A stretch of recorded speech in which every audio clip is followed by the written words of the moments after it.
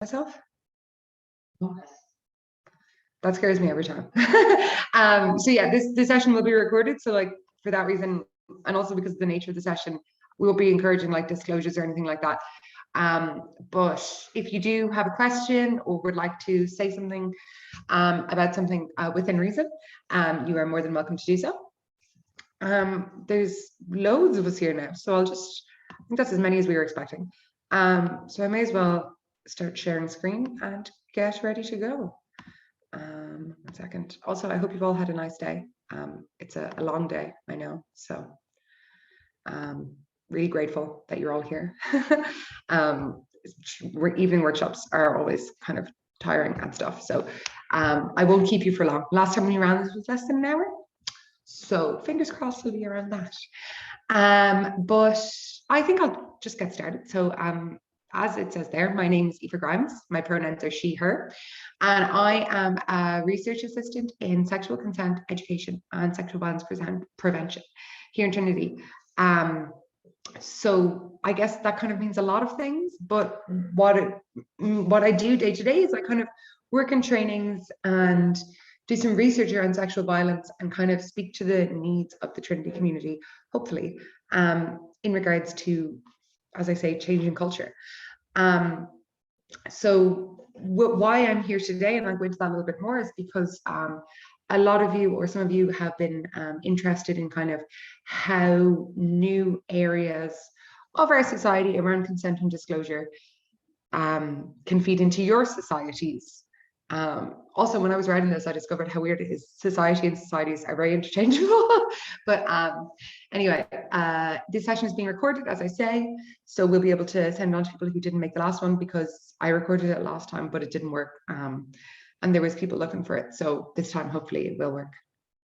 And so for that reason, we're not encouraging disclosures or personal information being disclosed, but please do participate if you would like to. I'll have a little bit of participation later on. But yeah, I think I'll just kind of get going. So the plan for this evening is to give a background, as I say, to why we're running this workshop and why there has been interest in it, and then consent in Trinity, consent in TCD, and then tying into that fries, which some of you guys might know, and some of you might be encountering for the first time, and then cultural change and your roles we can all play. Disclosure response. So a disclosure response is when somebody comes to you with a story of sexual violence, you can respond to them in a way that's helpful. And then society responses. And then we'll do some questions if anyone has any. And if you have any questions throughout, you can message Emma in the chat, and they will be passed on to me. But just to note from the outset that I have made every effort to make the session accessible for everyone. But really important to note that there will be conversations had around consent, sexual violence, and rape, which means that this workshop will not be suitable for everyone to attend. So if you do not feel comfortable attending at any point, please just leave at any point. There'll be support listed at the end of the workshop, and also in an email that will be circulated later on. But don't feel like you have to apologize if you have to leave. You don't have to give an explanation. I understand that this kind of stuff can be heavy and difficult to talk about, especially when some of us are bringing in our own personal experiences. So I really want people to know that if you no longer feel like you would like to participate, do not worry. There's still a few people more entering the waiting room, so I'll just give it 2 more seconds before I kind of move on to the body of the workshop. Hi guys, to everyone who's just joined, my name is Aoife. My pronouns are she, her, and I'm just kind of introducing the plan for this evening. But also please note that if at any point you need to leave for whatever reason and the conversation of the workshop no longer feels comfortable for you, please do. Absolutely no questions asked. Fabulous. So what I want to talk to you about at the outset, because I think it's really helpful to think about, is the background to this workshop. Why are we all here today? So there has been, and I'm sure some of you have noticed, maybe some of you haven't, but there has been changing conversations around consent, sexual misconduct, and colleges in general's place in working towards a safer community. So colleges have started to recognize, higher education has started to recognize there is an issue of sexual violence in higher education, very broadly across the spectrum. There's an issue in a lot of places in society, but in higher education, there is a problem. So The framework for consent in higher education was released in 2019, and the college published their action plan for sexual violence prevention in 2021. It's available on the consent website. I think it's a good action plan as well. I think it's impressive in its frankness with its facing of the problem. So just to kind of let you guys know that if you're seeing these and you're feeling these issues cropping up, you're not the only one, and college is taking a response to this.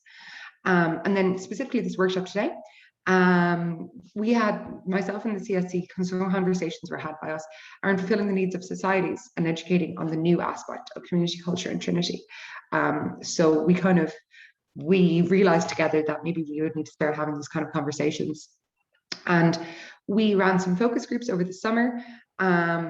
Sorry, this is my slide from the last day saying if you missed these, we'll be in contact soon. Missed focus groups, don't worry, there'll be more coming at some point, I'm sure. But we ran focus groups with representatives of small, medium, and large societies. And something that you guys asked for was a training that is accessible to everyone on committees. And that's kind of what we're running as today. And it's one of many things that we're going to be looking at, but that's kind of the background to what we're doing. So now that I've given some kind of background to why we're here today, I'm going to give a little bit of a spiel on consent in Trinity. So some of you guys might have attended a consent workshop before in your time, or Consent Plus, or first responder training. We offer them to residential first years, generally in Trinity, and then kind of different groups around that. But something that we teach everyone in every consent workshop that we give is something that's called consent as fries. So this is the method we use to teach consent in Trinity. And I'm just going to give a quick overview because I think it's a really good place to kind of ground ourselves at the start. So fries is a kind of a checklist you can look out for when you're having any kind of sexual encounter with any number of people. So fries means that consent is freely given. So everyone involved is consenting without coercion or fear. No pressure, no pushing, no coercion. So alcohol or drugs can sometimes compromise someone's ability to give consent freely. And then retractable means that you can take away your consent for a sexual act at any point before or during the sexual act. Also, it just means that if somebody's consented to an act before, no matter how many times they've consented to something, that they do not always therefore give consent from then on. So we always have to look for consent every time, and we're not looking for a written agreement, we're not looking for a contract. Consent takes loads of forms: verbal, non-verbal, physical, and when we look out for the signs, then we can be sure we can have it, but you can always remove your consent at any point. Informed is that everyone knows the plan, everyone knows the sauce, so everyone knows what's happening as regards to contraceptives, what's happening as regards to STI status, things like if you say you're going to use a condom, that a condom is going to be used. And it's a really important element of consent because people can consent to different things if it's not informed. Enthusiastic is my favorite one. Enthusiastic means that everyone is excited about it. Everyone who's involved wants to be involved. You know, I can't guarantee it's going to be a good sexual activity, but it's going to be consensual if everyone is enthusiastic about it. And then specific just means that if you are consenting to one thing, it doesn't mean you're consenting to anything. So just because somebody is happy doing one form of sexual activity doesn't necessarily mean that they're therefore consenting to any form of sexual activity. So that's a really quick run through of what fries is. But really important to note here, and with the enthusiastic element here, is that we're setting a high bar. We're expecting respect. We're expecting you all and everyone in college, when they're discussing consent and sexual activities, that we are looking for enthusiastic consent in sexual activities. And gray areas aren't that gray. When we apply fries, a lot of the things can be removed that maybe could call us into question, being like, oh, it's so hard to know if somebody's consenting. If we apply fries, a lot of those gray areas tend to clear up. And just good advice in general is that if you're in doubt if someone's consenting, step back and remove yourself. Even if you feel like you'll never get your shot again, you will. And even if you don't, you've done the right thing. So it's kind of a really fast run through what we teach in consent workshops. But it's always nice to have a refresher. So then I hate, normally in consent workshops, we never bring up sexual violence because I try not to connotate positive sexual experiences with sexual violence. But today we're going to be talking about sexual violence and community response. So leaving positive sexual encounters behind, unfortunately, we're looking now at sexual violence in higher education. And unfortunately for us, and in general, because we are all in higher education or work in higher education, it is one of the areas in our culture that has the highest prevalence rate of sexual violence. So the 2020 sexual experiences study that was ran in Galway, it interviewed 4,000 undergraduate students. It found that 1 in 3 female and non-binary students in Ireland had experienced non-consensual penetration in their time in college. Non-consensual penetration is otherwise known as rape. And I'm really sorry, that's really grim, and it's really hard for us to hear, especially because some of us will have encountered this before, some of us will know people who will have encountered these kind of experiences before. But I think it's really important that we kind of do face into the facts that this is a problem everywhere within higher education, and we're facing into it with our perspective towards change and changing this, because it's not right. So I'm going to talk about what we have been doing so far, because I know that at the last workshop I spoke to people, and it seemed that people kind of didn't know college's response. And I think it's really important to know that college is here, that you guys are not facing into this alone, nor should you be. This is not your job. Nobody's paying you to do this. You're all working on a voluntary basis.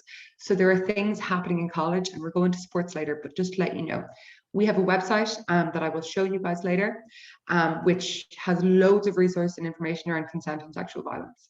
And then there's also a clinical position in student counselling services. So student counselling is free for all students in college. And there's a position now in the counselling services. We have a full-time clinician whose remit is sexual violence and disclosure. That's her job. So she is there as a support in a clinical way.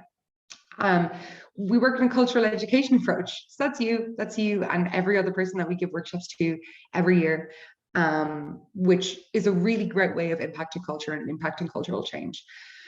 And then we also have the action plan from the college, which looks at all areas of college, right down from structures and policy, the whole way down to interactions between students on a day-to-day basis. So things are changing, the culture will change, and we're going to be on the right side of it because it's the right thing to do. I'm missing an apostrophe there in it.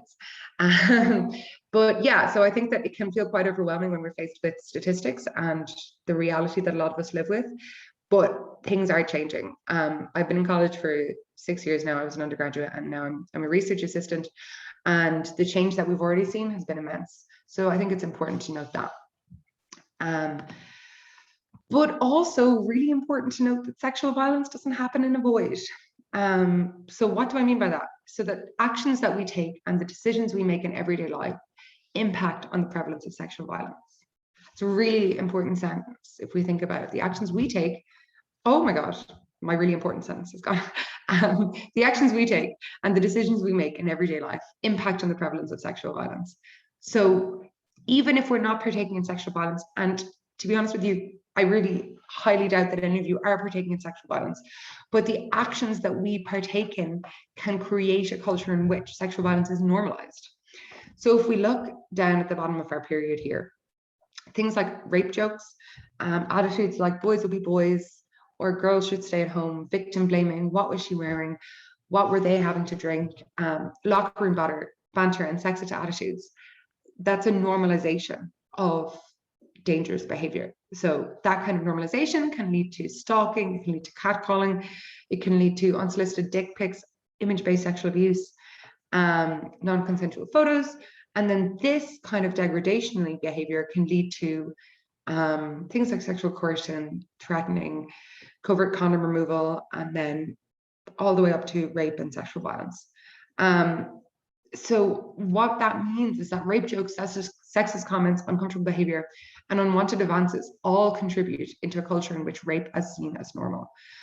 So we have to, I think, kind of take responsibility for our actions, and the actions that we condone, be that with our friends, with people that we interact with in class, with people in our society, the kind of behavior and conversations that we allow to happen can contribute to a society in which sexual violence is normalized.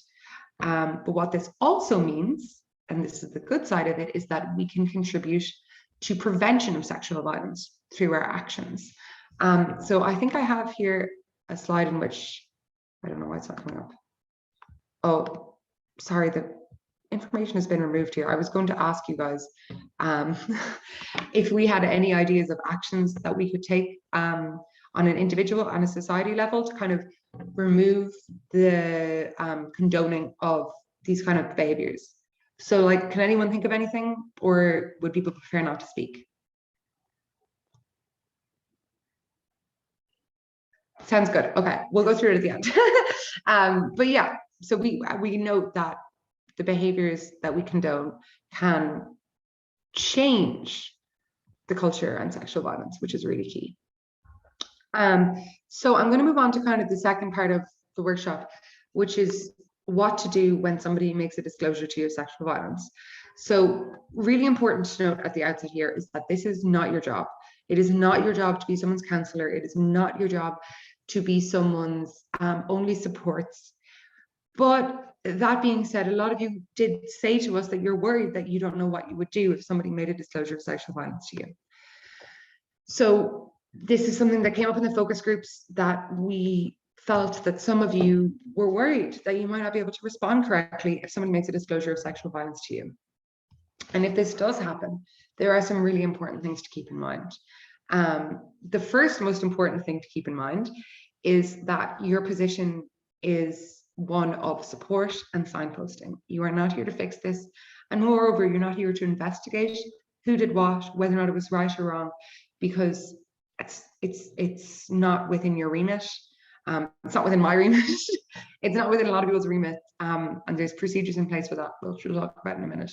But yeah, your role here is to support and to signpost in your limited capacity as a member of your college society. So I have a video here, which I'm going to show, and hopefully the sound will work. Every time I do this, the sound doesn't work. So tell me if you can't hear this.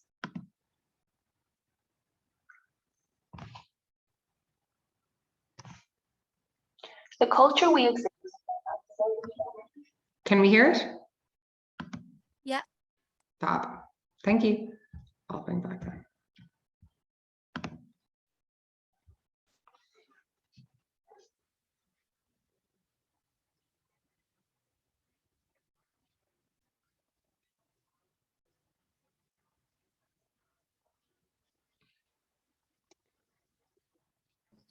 Actually, I'm not hearing it now, Aoife. Sorry.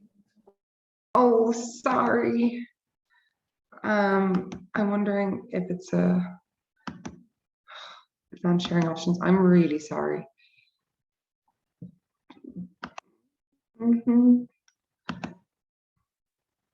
Does anyone know how to turn on the sound? Every time I do this, I forget. I'm sorry, guys. To turn on the sound sharing. I'm not sure. Somebody just suggested closed captions as well. We could read it if that's possible. Perfect. It has CCs as well. Yeah. I think that I've got it now. Hopefully. Okay, the captions are. The culture we exist within has made many people believe things that aren't true about what sexual misconduct is, who it can happen to, and what happens after it occurs. Together Consent offers training to Trinity staff and student leaders in this area, but we know that this is something anyone could encounter, and we think that recognising how we respond and how we can do better is really important. Here are some of the myths that we have been made to believe. Women can avoid being raped by taking certain precautions. People with disabilities are at a low risk of sexual assault. Rapists are monsters. Sexual assault is only done by men to women. These myths can influence how we react when someone comes to us and tells us they have been a victim of sexual misconduct or rape. If someone does come to you to disclose an event that happened to them, you should try and keep the following in mind. Do act calmly and don't panic. You'll likely worry the person more. Do give them space to tell their story if they want to, but don't pressure them for details. Do tell them you believe them, but don't tell them what to do next. You'll feel so much pressure to act and to fix this, but your job is to listen. If someone doesn't want to report, that is their decision. You can offer to bring them to supports. Counselling, a welfare officer, a doctor, or a rape crisis centre. You should let them have autonomy and control. Of course, you're upset about what happened to this person, but you can't fix it. Together, it's how it's done. Thank you everyone for telling me that the sound was and wasn't working. Every time I try and do it, it's wrong. Okay, please go from full screen.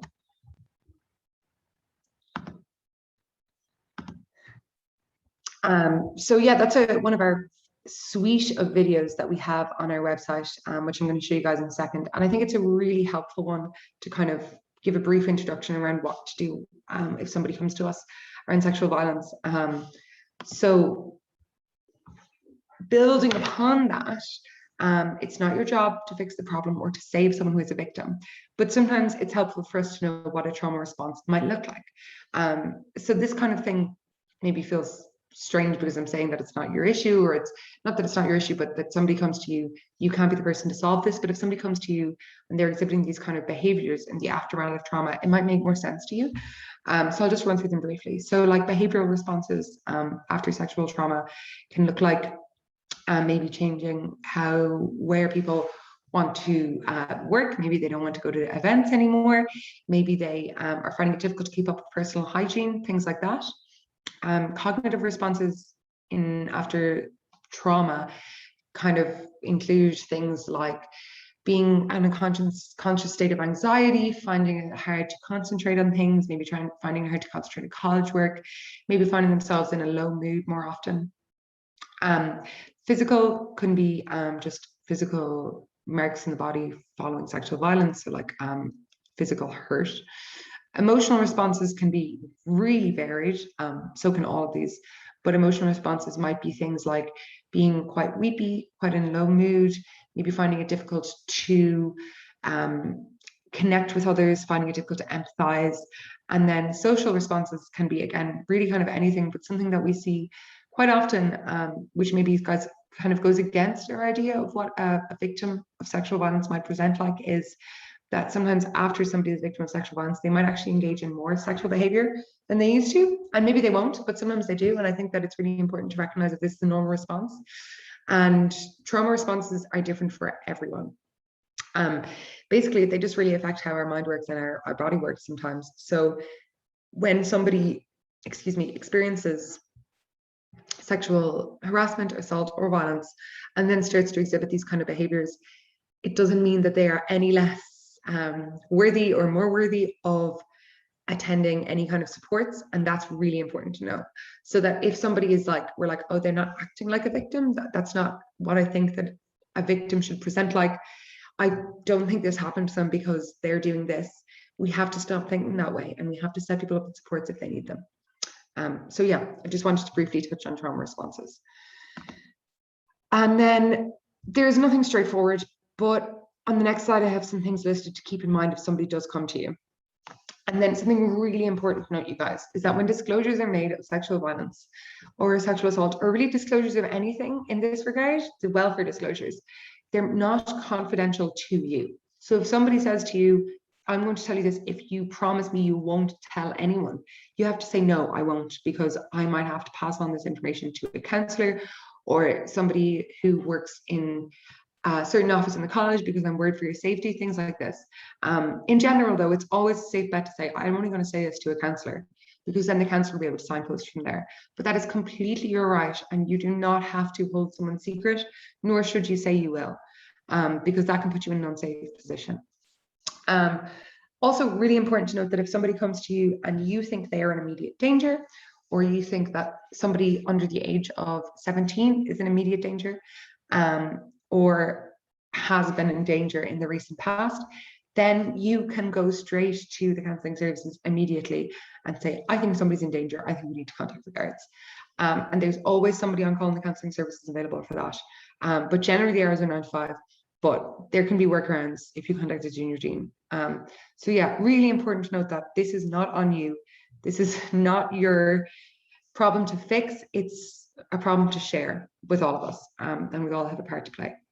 Also important that you don't have to take notes anywhere in this presentation. I probably should have said that at the start. I will be sharing this slide and also the What Do I Do Now document after this presentation. But yeah, some brief do's and don'ts as regards if somebody comes to you. It's important to react calmly if we can, because sometimes if we start to panic, it can scare the person more, it can cause them more stress. And don't probe them with questions about the incident. Don't be asking, and was this person there, and what were you doing, and where were you? And because again, really important to remind ourselves of our role here. We're not looking for investigations. We are not the person in charge of investigating this. All we're doing is figuring out how to support someone. Do listen calmly, carefully and attentively, and then don't, as I say, promise to keep anything secret. Do invite people to talk if they want and be open to questions, and then try not to give opinions or make judgment on anyone's behavior, theirs or the perpetrators. This can be difficult because, especially if we know that something really horrible has happened to someone that we care about, it can be really hard for us not to say that the other person or other people are really evil and really terrible and monsters. Because what we have to remember is that sometimes perpetrators are people that people really care about, maybe the victim really cares about. So yeah, it's tricky, I know, but it's something that we have to keep in mind. Do tell them that they are glad they told you, you are glad they told you, and that they were right to do so. This is a huge, you might be the first person they've ever told, and it might be really big and really scary. So for us to be like, thank you for telling me, I'm really sorry that this has happened. That's so helpful, and it's such a helpful response for people to get. And then don't rush, don't panic unless you think somebody's in immediate danger. There's no point trying to kind of fix things immediately, because it's probably not going to happen, unfortunately. So kind of take things slowly and just be there for them. And let them know that you will take them seriously and you will accept their account without questioning it. Tell them you believe them. Just tell them you believe them. And even if you feel like you would need to investigate it more to believe them, that's not your job. And if somebody comes to you with a disclosure and you say, okay, I believe you, let's go from here, that's such a relief for somebody. And then also, we can't tell people what they should do or what we would do in that position, or encourage them to report. A lot of the time, victims of sexual violence do not want to report. Maybe that's because they aren't in a place right now where they feel comfortable to do so, because they would prefer if this was just kept and they just got supports. We can't say that somebody should report at any point, but we can encourage them to get supports, and then after that, they will have to do whatever they want, as they should, as is their right. And then remember to keep an open mind about sexual violence. It can take many forms, it can happen to anyone, and everyone has an individual response. And then another really important one is don't make any promises about what might happen or what outcome they can expect. You just don't know. I just don't know.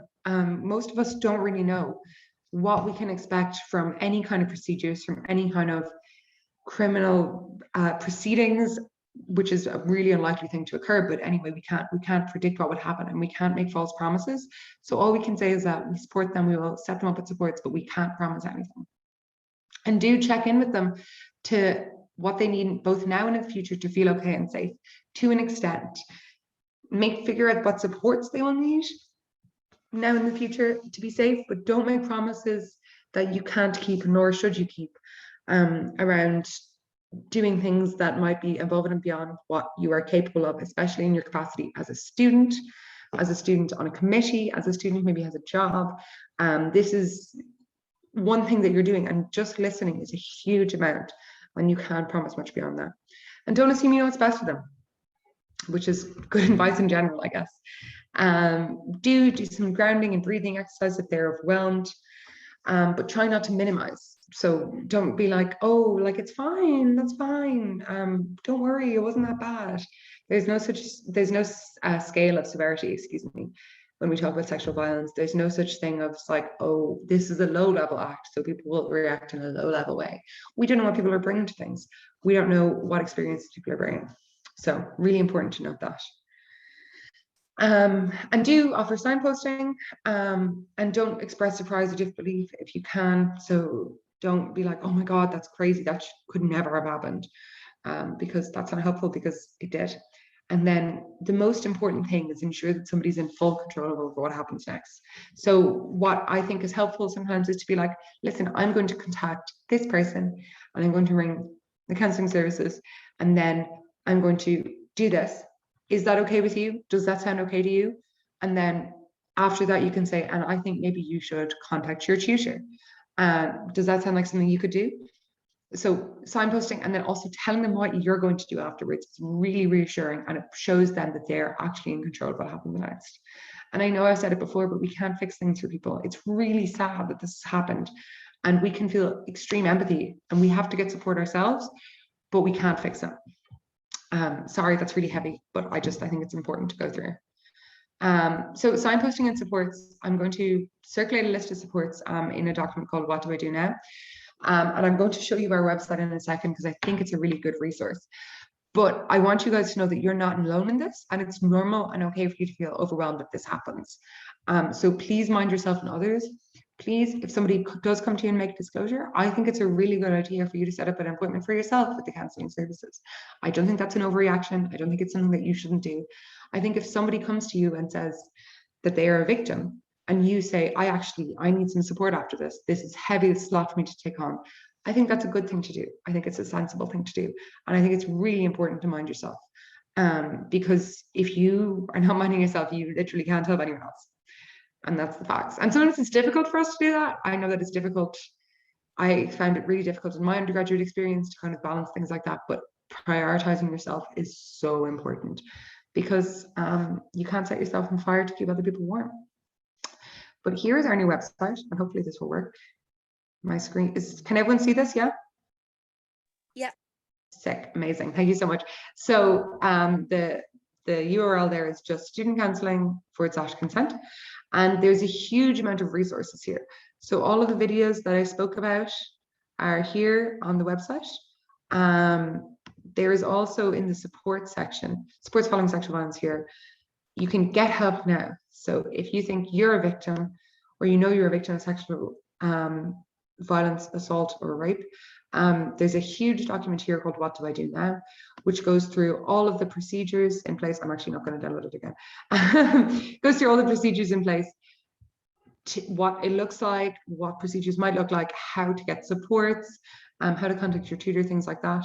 Some base information around what to do if you've been assaulted. And then if someone you know is a victim of sexual misconduct,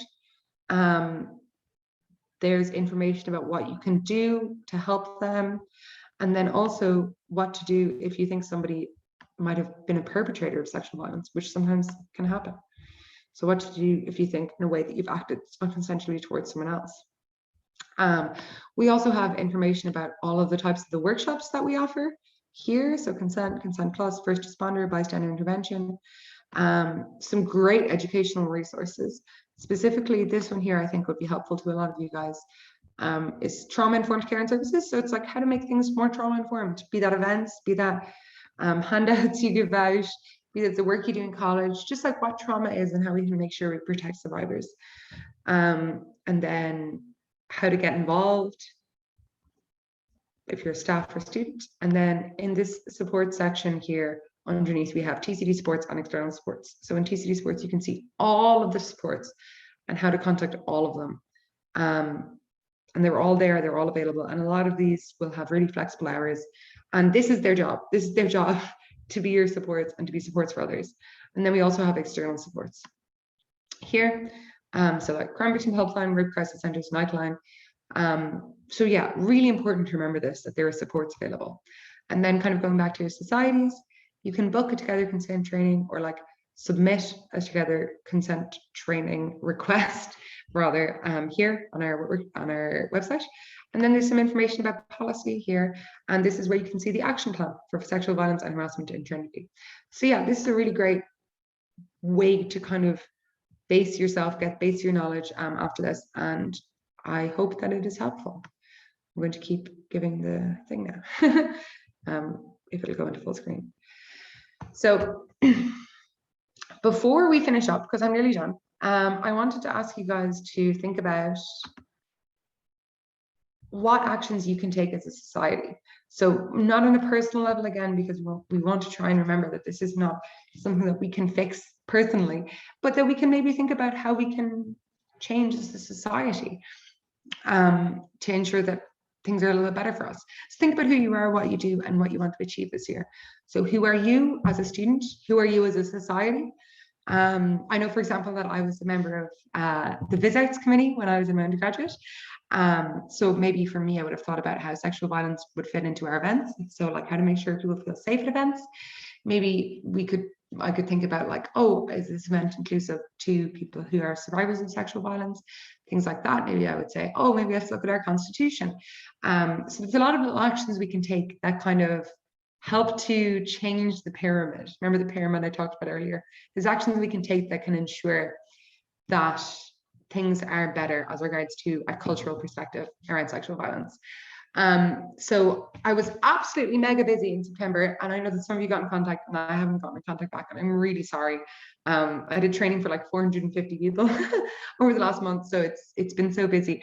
But I really want to be offered to help you guys, and I know that at the end, if you have any more ideas or questions, please send them on around helping me, helping you.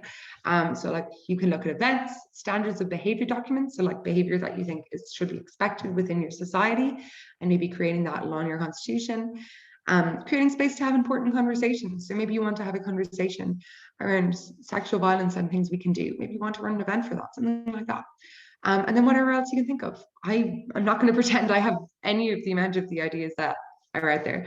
But I think that if you all kind of put your heads together and think about what you can do as a society, maybe in your next committee meeting, that could be a really great activity, just to put in your agenda. What can we do around sexual violence and changing culture, changing consent in Trinity? What part can we play? And send us on your ideas. Send them on to Emma or myself. And yeah, so I guess kind of what else do you think you should do? Yeah, so how can we bring this into our society and our everyday life? I hope that like you've had something that is made you think in this workshop. I hope it hasn't been too heavy. I know that it can be really heavy. But before I finish up, I want to give some time for some questions. Does anyone have any questions at all? Because I know that I talked about a lot of things. I really went Zoom. So any questions at all?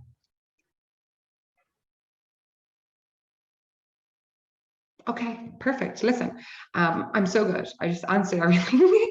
And no, listen, I know that it's an awkward space to ask questions in, but please do get in contact if you have them, if you have concerns, if you want to figure out how to get to supports, if there's something that I didn't address, something that this has brought up, please just let us know, you know. If you also would like to meet up with me over the next wee while, I have a little bit more time on my calendar, so we could talk about what's going on with you guys and how I can help, how I can put my research to good use, I guess. So yeah, one sec, I think there's something. Yeah, fabulous. Listen, I hope that was helpful. And I hope that you all learned something. I don't think I have anything else to add here, but if I can be of any more help, please do let me know. Okay, I think that's me. Thanks a million to you all for coming. And thank you so much to Emma for facilitating this, and Ben. It's been a really great experience. I'm really enjoying this part of my job this year, just like getting involved in what everyone needs me for. And I'll let you go. Thanks a million, you guys. Bye.